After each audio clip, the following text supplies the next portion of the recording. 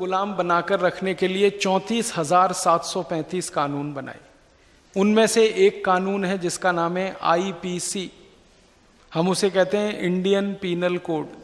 दूसरा कानून है CPC, जिसको हम कहते हैं सिविल प्रोसीजर कोड। तीसरा कानून है CRPC, जिसको हम कहते हैं क्रिमिनल प्रोसीजर कोड। ये तीनों ही कानून अंग्रेजों के ज़माने के हैं, इसमें कोई रद्दोबदल हमने नहीं किया है। इंडियन पीनल कोड जो है ना, वो तो नकल है आयरिश पीनल कोड का।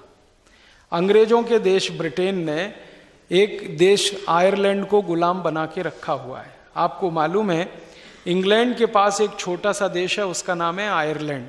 वो स्वतंत्र देश है, लेकिन अंग्रेजों ने गुलाम बनाकर उसको 1100 साल से अपने कब्जे में रखा हुआ है। आयरलैंड अभी तक स्वतंत्र नहीं हो पाया, और आयरलैंड की स्वतंत्रता के लिए 1100 साल से अभियान चल रहा है, लेकिन वो सफल नहीं हो पा रहा है। आयरलैंड को गुलाम बनाकर रखने के लिए अंग्रेजों ने एक कानून बनाया, आयरिश पीनल कोड। दुर्भाग्य से उसी की फोटोकॉपी है इंडियन पीनल कोड। जब मैंने आयरिश पीनल कोड की कॉपी खरीदी और इंडियन पीनल कोड तो हमें मिल जाता है, दोनों को सामने रखकर अध्ययन करना शुरू किया तो एक भी कॉमा फुल स्टॉप हमारे यहाँ बदल नहीं है। बस अंतर इतना है कि आयरिश पीनल कोड में जहाँ आई का मतलब आयरलैंड है, इंडियन पीनल कोड में आई का मतलब इंडिया है। बस इतना ही अंतर है, कोई दूसरा अंतर नहीं। मैं आपको एक ऐसी बात कहने के लिए यहाँ आया। अंग्रेजों का एक अधिकारी हुआ करता था, उसका नाम था TB मैकॉले। उसने ये ड्राफ्ट किया IPC, और इसकी ड्राफ्टिंग हुई सबसे पहले 1840 में, लागू हुआ 1860 में। ड्राफ्टिंग करते समय मैकॉले ने एक पत्र लिखा था ब्रिटिश पार्लियामेंट के हाउस ऑफ कॉमन्स को, क्योंकि मैकॉले को वहीं से भेजा गया था। उस पत्र में वो लिख रहा है कि मैंने भारत की न्याय व्यवस्था को आधार देने के लिए एक ऐसा कानून बना दिया है जिसके लागू होने पर भारत के किसी आदमी को न्याय नहीं मिलेगा। वो खुद लिख रहा है, और वो अपने ही पत्र में लिख रहा है कि इस कानून की जटिलताएं इतनी हैं कि हिंदुस्तान का साधारण आदमी तो इसको समझ ही नहीं सकेगा।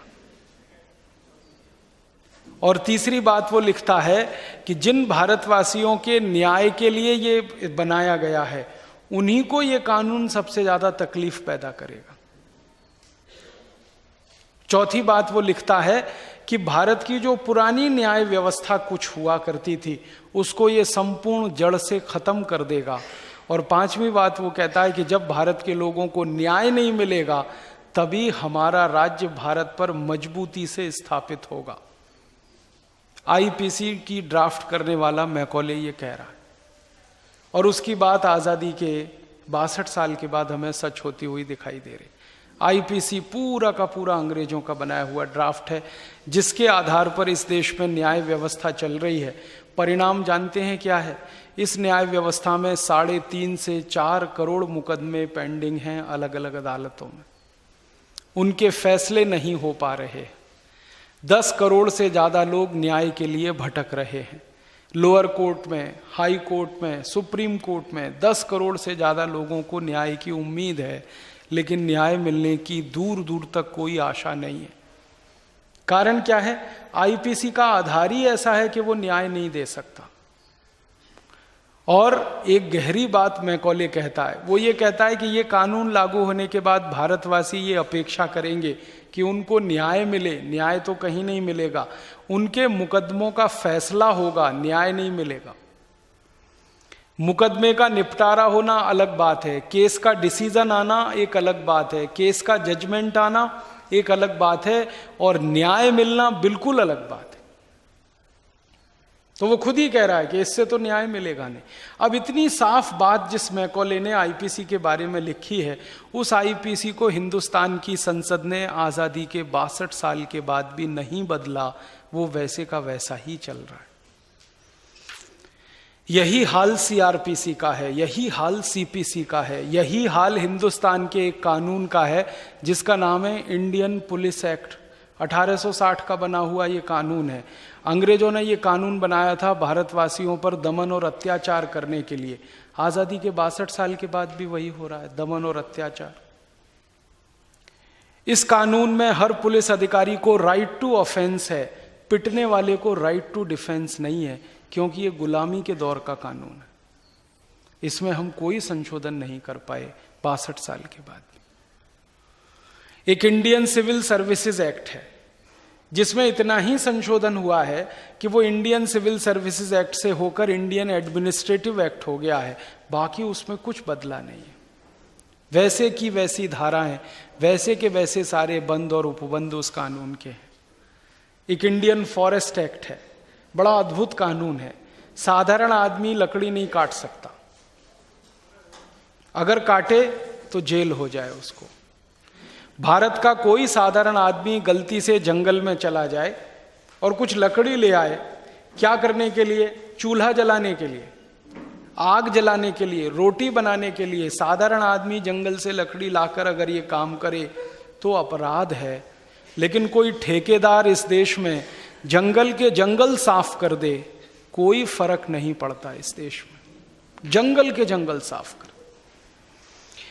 हमारे देश में एक अमेरिकी कंपनी है जो ये काम करती है, उसका नाम है ITC। पूरा नाम है इंडियन टोबैको कंपनी, मूल नाम है अमेरिकन टोबैको कंपनी। ये कंपनी सिगरेट बनाती है। आपको मालूम है सिगरेट बनाने के लिए कागज लगता है, कागज बनाने के लिए पेड़ काटने पड़ते हैं। ये कंपनी हर साल हिंदुस्तान में 200 अरब सिगरेट बना के बेचती है और ये कंपनी हर साल 14 करोड़ पेड़ काटती है। इस कंपनी के किसी अधिकारी को आज तक जेल नहीं हुई है, फांसी पे नहीं लटकाया गया है। क्यों? इंडियन फॉरेस्ट एक्ट ऐसा है जिसमें सरकार के द्वारा अधिकृत ठेकेदार तो जंगल के जंगल काट सकता है, लेकिन साधारण आदमी जंगल से एक लकड़ी नहीं उठा सकता। आपका जो मध्य प्रदेश है ना, इसके जबलपुर हाई कोर्ट में एक मुकदमा चल रहा है। मैं उस मुकदमे में एक तरह से हस्तक्षेप करने वाला व्यक्ति बना हुआ। वो मुकदमा बहुत इंटरेस्टिंग है।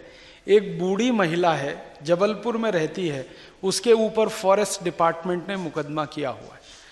आरोप क्या है? उसने जंगल से लकड़ी चुराई।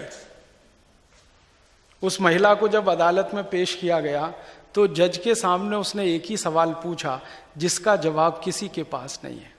उस महिला ने यह कहा था कि मैंने लकड़ी चुराई रोटी बनाने के लिए, और रोटी बनाने के लिए अगर मैं लकड़ी ना जलाऊं तो क्या दोनों हाथ जलाऊं अपने चूल्हे में?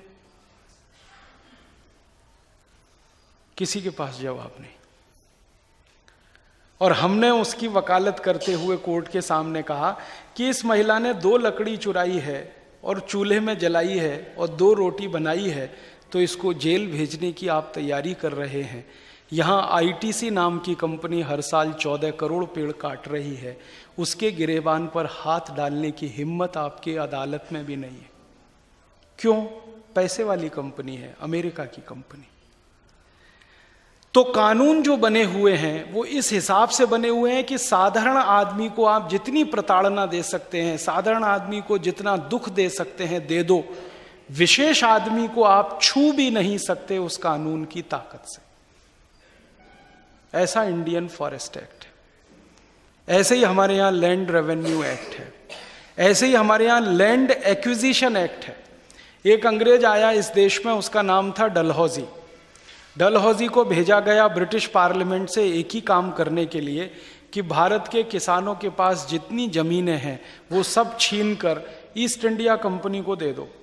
डलहौजी आया और उसने इस देश में एक कानून बनाया, उसका नाम है लैंड एक्विजिशन एक्ट, जमीन का अधिग्रहण करने का कानून। इस कानून को उसने भारत में लागू कराया। उस कानून के लागू होते ही भारत के करोड़ों किसानों से जमीनें छीनी गई। जो जमीनें किसानों की थी वो ईस्ट इंडिया कंपनी की संपत्ति हो गई। ईस्ट इंडिया कंपनी इंग्लैंड से कोई जमीन लेकर इस देश में नहीं आई थी, लेकिन हिंदुस्तान की हजारों हेक्टेयर जमीन ईस्ट इंडिया कंपनी के हाथ में चली गई, एक कानून के चलते। डलहौजी ने अपनी डायरी में लिखा है कि वो क्या करता था, गांव गांव जाता था, अदालतें लगाता था और वहां ऐलान किया जाता था कि सब लोग जमीन के अपने कागज लेके आए। कोई किसान है, उसकी 2 बीघा जमीन है, किसी की 5 बीघा जमीन है, किसी की 7 बीघा जमीन है, तो किसानों को कहा जाता था कागज लेके आओ और ये दिखाओ कि ये जमीन तुम्हारी है। अब हिंदुस्तान में जमीन कभी भी कागजों पर लिखी नहीं जाती थी, क्योंकि कागज पर लिखकर हम कोई चीज नहीं रखते इस देश में। हमारे यहाँ वो परंपरा से होता था। पिता ने अपने बेटे को जमीन ट्रांसफर की, बेटे ने अपने बेटे को ट्रांसफर की, बेटे ने अपने बेटे को ट्रांसफर की, ऐसे हजारों साल से जमीन ट्रांसफर हुआ करती थी। डलहौजी ने कानून बना दिया कि जिनके पास जमीन के कागजात नहीं है, जमीन उनकी नहीं है, वो सारी जमीन ईस्ट इंडिया कंपनी की है। एक एक दिन में 25-25 हजार किसानों से जमीनें छीनी गई, बना दिया, सारी जमीनें छीन ली और वो जमीन सरकार की हो गई। अब होना क्या चाहिए था? आज़ादी आने के बाद 1947 में ये कानून पलट जाना चाहिए था। लैंड एक्विजिशन एक्ट को ख़त्म हो जाना चाहिए था, लेकिन आज़ादी के बाद भी इस देश के काले अंग्रेजों ने उस कानून को ख़त्म नहीं किया। वो आज भी चल रहा है और आज भी हमारे किसानों की ज़मीनें छीनी जा रही हैं। बस अंतर इतना है कि पहले जमीन छीनने के लिए जो काम अंग्रेज सरकार किया करती थी, अब जमीन छीनने के लिए वही काम भारत की सरकार किया करती है। पहले जमीन छीनकर अंग्रेजों के अधिकारी अंग्रेज सरकार को भेंट किया करते थे, आज हमारी सरकारें हमारी जमीनें छीनकर विदेशी कंपनियों को भेंट कर रही हैं और स्पेशल इकोनॉमिक जोन उसी जमीनों पे बनाए जा रहे हैं। हजारों हेक्टेयर जमीनें छीनी जा रही और बेदर्दी के साथ छीनी जा रही हैं। सरकार को लगता है कि इस गांव की जमीन हमें ले लेनी है, तो फिर दूसरा विचार ही नहीं आता, सीधे नोटिस उस गांव के दरवाजे पर चिपका दिया जाता है कि ये जगह खाली करो।